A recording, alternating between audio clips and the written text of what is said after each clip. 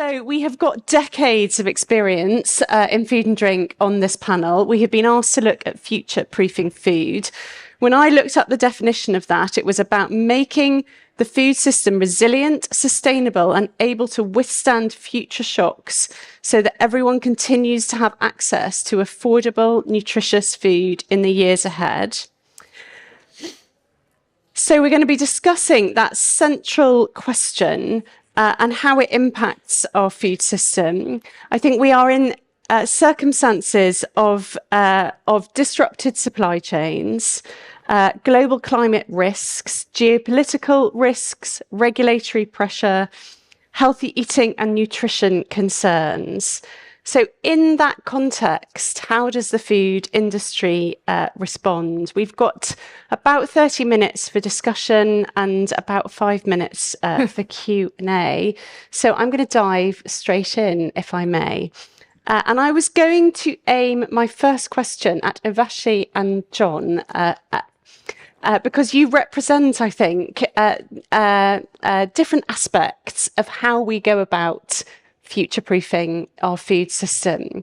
And if I was to frame that question in a very stark way, I would say there might be an ecological route to sustainability that responds to some of the impacts that intensive farming have had on our environment. And/or there's a biotech route where we look at how we develop ingredients differently and how we take pressure off our food system in that way. Urvashi, would you like to kick off by giving us the view from where you sit? Sure. Thank you, Karen. I appreciate that. Just for everyone's information, I'm a toxicologist, environmental health scientist. And when I first started decades ago, I was really interested in food safety and running investigations for Consumer Reports in the States around different foods and safety problems. And one thing that became really clear was that we needed to look at what could mitigate some of these risks. So pathogens, antibiotic resistance, virulence, residues on food. And all of these things come with a cost. They come with an environmental cost. They come with a human cost, human health cost, nature cost. And it became pretty clear as we were running these tests, as we'd find better products that were produced sustainably and we could get enough of them for statistical sampling, we could actually see differences in safety profiles of these foods. So things that were produced organically or grass-fed and organic, we could actually see less pathogens, less antibiotic resistance, less virulent pathogens on them.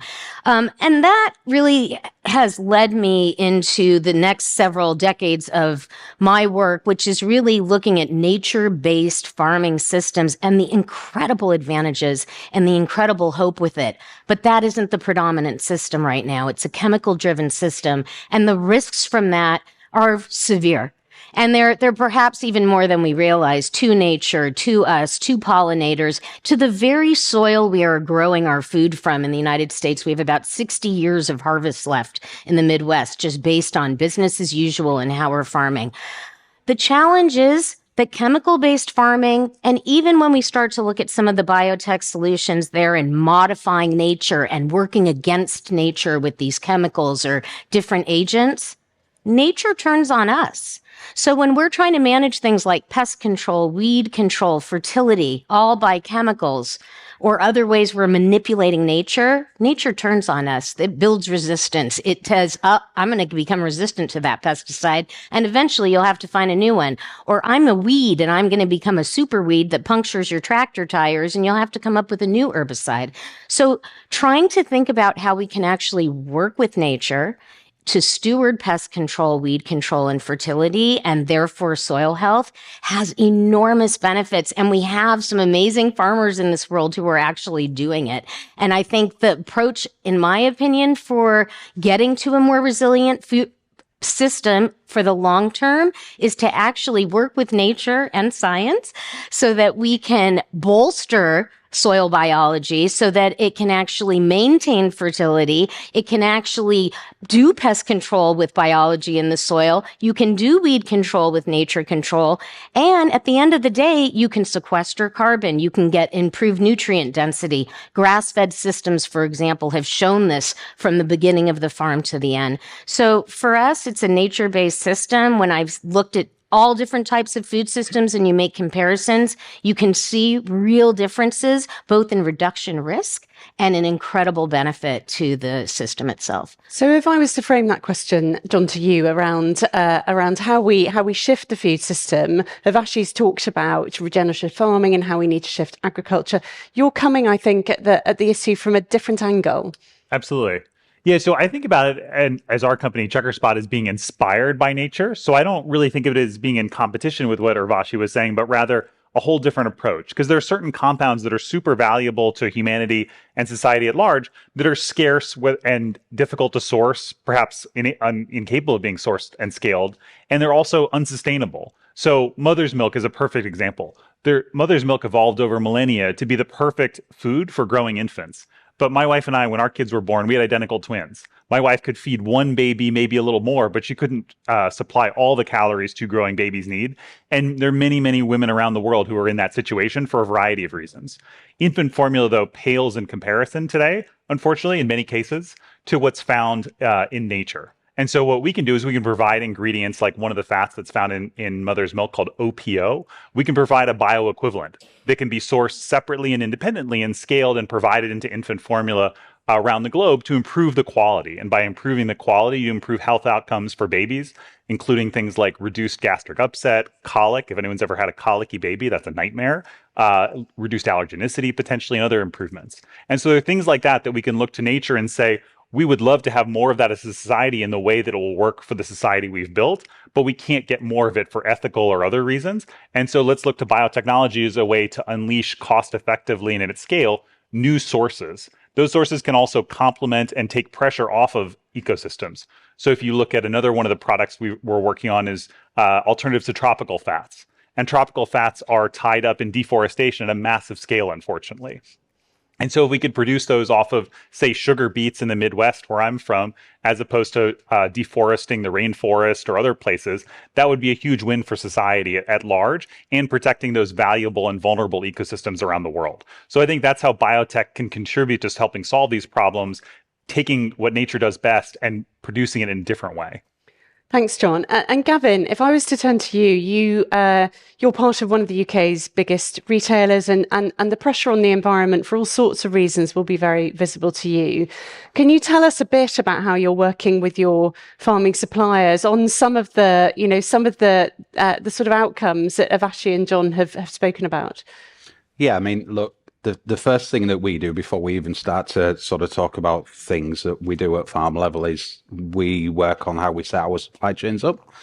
So we've spent a lot of time sort of learning how we would integrate supply chains. We talk about integrated supply chains a lot, but in short, having something that is very transactional, having either a processor or a packer or a farmer or a grower at the end who has no direct relationship about where they're going to be selling their products, how much they're going to get paid for their products, and equally what the multitude of customers require from those products or those growing or farming techniques is in our opinion sort of one of the first challenges that we need to solve, and that's what we do. Once we then do that, we then move into a place of trying to identify what is the biggest problem that we can actually impact. And some of that would be environmental sustainability. Some of that might be a welfare-based solution, or some of it, just like what we're doing in some of our supply chains at this moment in time, is just fixing a commercial viability challenge. Because until you address that, with the greatest respect, you're not going to be doing a lot of the other things. So that's where we focus, and then we springboard off that. And what are the particular challenges around working with farmers on the detail of that transition that they will need to go through? I think one of the biggest challenges is either a lack of understanding or just being able to filter through a lot of the noise. There is voices and there's messages that are coming in from everywhere. And I think, equally for us as well, we're sort of looking up and going, well, so-and-so's saying this and somebody else is saying that. So, where do I go? So, I sort of work on the basis that, you've just got to sort of create a bit of clarity. And then everybody then moves forward. And, if we're wrong and we need to slightly adjust course, then that's fine. And, so we're we're going to go north, but we might go this way, we might go that way, but we're going north. So it is really challenging, I think, for for any business to pick up exactly what they should be doing and when. It's a crowded landscape of innovatory ideas and also problems coming at businesses, whether they're farmers or suppliers, retailers.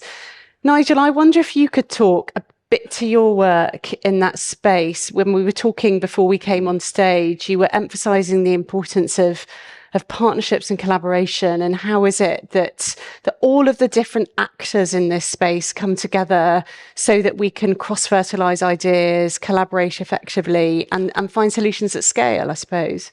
Yes, so I come from a university background from Queen's University in Belfast, so it's a very much a research-intensive school of biological sciences, and it houses the Institute for Global Food Security, which is the #1 research institute in the UK in agriculture, food and veterinary sciences.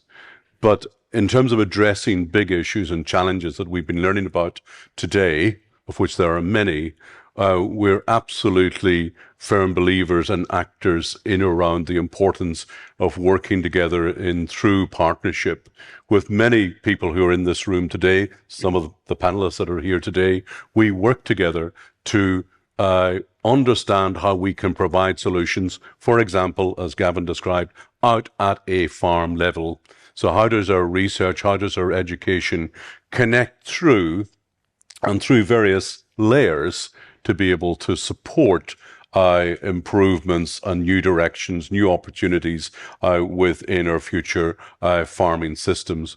But equally, what's very important is the opportunity for that information from a farm level to feed back to our researchers and to be able to influence questions that they can tackle from a research perspective.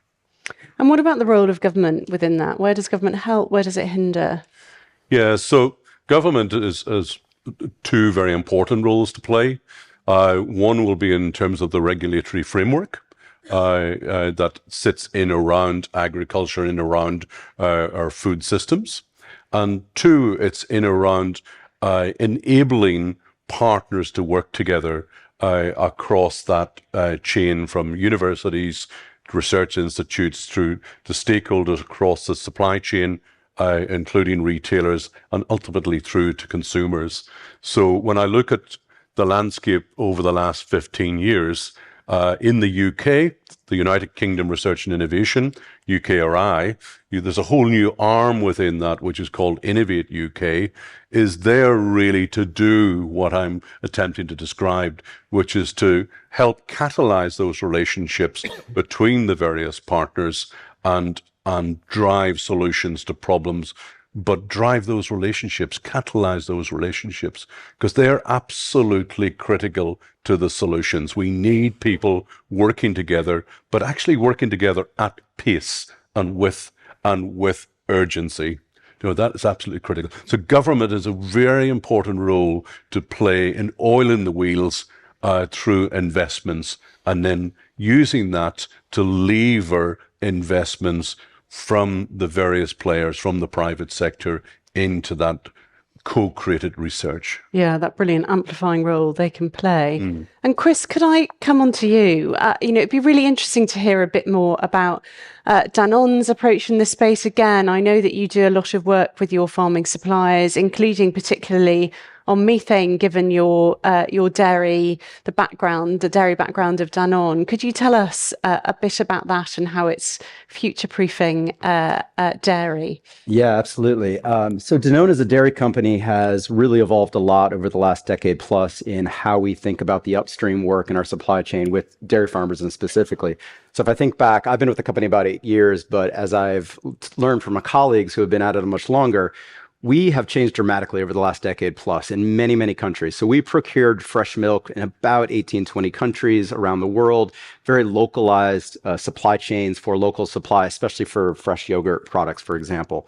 So, for example, in the United States, where I'm from, if you talk to Danone, say 10 years ago, there would have been 2 or 3 people buying milk. Now there's 40, 50 people working as a team. That's just in the company. And then, of course, a sea of partners advising farms, helping farms think through all the different challenges. And so there's a suite of people now working as advisory services with the farms, which is significantly different.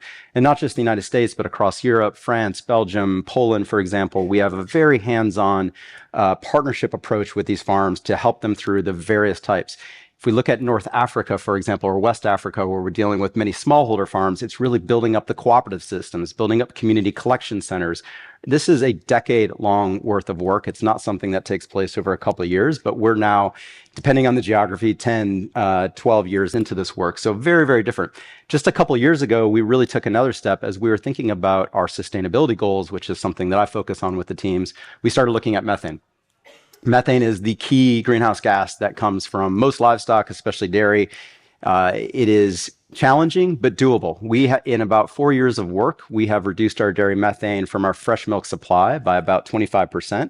That's going to continue to work. Most of that is not through big, wild innovations or technology, although that is helpful, and we're looking to do more innovations, but it's through the fundamentals. It's through the basics of feed, nutrition, animal care, genetics, that herd management that all dairies know that they need to do, but because of capacity, because of finance, there's struggles sometimes to adopt it all at once. So really building up that service system where we're helping these farms think through all these different pieces. We've seen productivity increase in smallholders from Brazil to North Africa, 18 to 25%. I would be remiss if I didn't mention Environmental Defense Fund. They've been a really key partner of ours back in 2023 when we announced this 30% goal by 2030. We've been thinking also about the systems that we work in, right? What are the government policies that can work better in Europe or the United States? What are the financing models that we can think about? We need these pre-competitive partnerships with NGO friends, with others in industry to really think about how we can build better systems that we all operate in. And so it's a mix of both the supply chain work and also these different pre-competitive system building.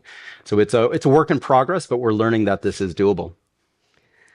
And so if I was to ask each of you, what if you could pull something out of the air, if you had the power to pull a solution out of the air, how could we do what we're doing better and faster? And then the sort of variable I want to add into that question is, and what do we do about cost? Because this does all have a cost to it. And yet, we live in the UK, in Europe, where there's tremendous pressure on retail prices. Feed inflation has been, well, in the UK, it's been 40% in the last 5 years. So how do we do this better and faster so we get to the outcomes we want and contain the cost? John? So I think a couple of things. I think one, the regulatory front is a big area that I would address and think about how to streamline. Like everybody wants safe products at the end of the day, and regulatory is critical for ensuring safety. And there's a hodgepodge of different regulatory frameworks around the world that companies have to navigate, and they pick and choose selectively based on their resources and the nature of those frameworks. Having things more similar so you can do a simple run once and, read out results multiple times, ways to make that part easier and less onerous on the parties bringing innovation to market would help more things get through and do so more cost effectively. So that would help lower costs for everyone, just a regulatory level. And then two, I think one of the places where companies I think have gotten tripped up in the past is like if you have to have a solution that requires whole new infrastructure to be brought to market and everything else, you're also going to raise the cost enormously. And so one of the things that we're doing is working with existing supply chains, production facilities, and so on to repurpose and up-level what they can produce so that we can use existing assets as cost effectively as possible, because those are the cheapest things to use, and use existing resources and supply systems to get things to market to consumers as cost effectively as possible. So if you take cost out systematically in the supply chains, you should be able to get new products to market faster and cheaper that provide real health and other advantages to consumers. And I think that's how you'll see innovation get through, is with platforms like that innovate, but within the constraints and functionality of the current system, as opposed to breaking it and trying to rebuild it from scratch. So keep it simple, keep it efficient, keep it safe. Urvashi, how would you respond to that? I think that the market today, it's a very interdependent system, isn't it, between consumers and retailers and farmers, and we're all in this together. And so how do we create a kind of win-win for all of us? The market tends to move incrementally in a lot of ways. And there are some exceptions to that, like organic production, which tends to be much more comprehensive. But you'll see lots of claims that are like no antibiotics, maybe, or no tilling, or one little thing. But these can't answer the real problems that we have one by one by one.